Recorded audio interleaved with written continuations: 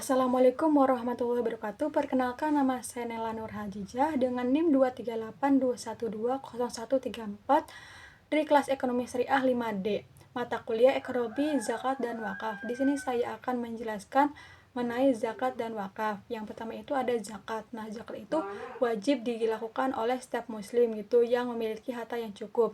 Tujuannya itu untuk membantu orang yang kurang mampu supaya kehidupannya itu lebih adil dan seimbang.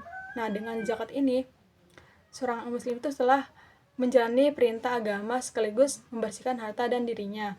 Nah, di sini juga ada beberapa fungsi zakat. Yang pertama itu ada membantu meningkatkan keimanan dan membuat hati menjadi lebih bersih. Yang kedua itu untuk memenuhi kebutuhan orang miskin dan mereka yang kesulitan. Nah, yang ketiga itu ada untuk mendorong distribusi kekayaan secara merata agar tidak hanya segelintir orang yang punya kekayaan. Yang terakhir itu ada untuk zakat itu digunakan untuk membiayai kegiatan sosial, pendidikan, kesehatan, dan kesejahteraan umat gitu. Nah, zakat itu dibagi menjadi dua. Yang pertama itu ada zakat fitrah, yaitu zakat yang wajib di bulan Ramadan sebelum Idul Fitri. Nah, bentuknya itu berupa kayak beras, uang. Nah, yang kedua itu ada zakat mal. Zakat mal itu diberikan dari harta yang sudah dimiliki 1 tahun lebih gitu, yang sudah mencapai nisabnya. Contohnya itu ada kayak zakat dari zakat emas, uang, hasil perdagangan, gaji, pertanian, peternakan, tabungan, bahkan investasi dan bisnis. Nah, zakat mal ini tuh biasanya diberikan langsung untuk memenuhi kebutuhan pokok mustahik gitu. Nah, dan digunakan sebagai modal usaha agar mereka lebih mandiri.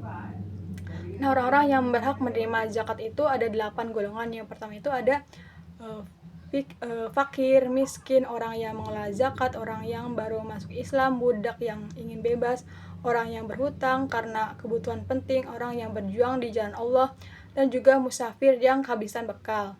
Nah, untuk membayar zakat itu ada beberapa syarat yang harus dipenuhi, seperti beragama Islam, memiliki harta yang cukup, harta sudah mencapai nisab, dan telah dimiliki selama lebih dari 1 tahun gitu, kecuali pertanian.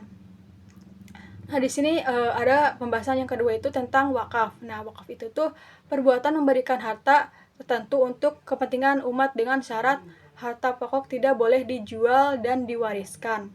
Nah, harta yang diwakafkan itu harus tetap gitu. Nah, tetapi hasil dan manfaatnya itu diberikan kepada masyarakat. Nah, karena manfaat tersebut tuh mengalir gitu. Wakaf tersebut tuh berupa kayak amal jariah karena pahalanya itu tidak pernah putus kalau bermanfaat terus gitu. Nah, fungsi wakaf itu yang pertama itu ada sebagai bentuk ibadah kepada Allah Subhanahu wa taala, menyediakan fasilitas untuk seperti masjid, sekolah, rumah sakit, dan pelayanan sosial lainnya. Nah, jika dikelola dengan baik secara produktif, wakaf itu menjadi sumber pendapatan jangka panjang gitu, yang membantu memberdayakan masyarakat.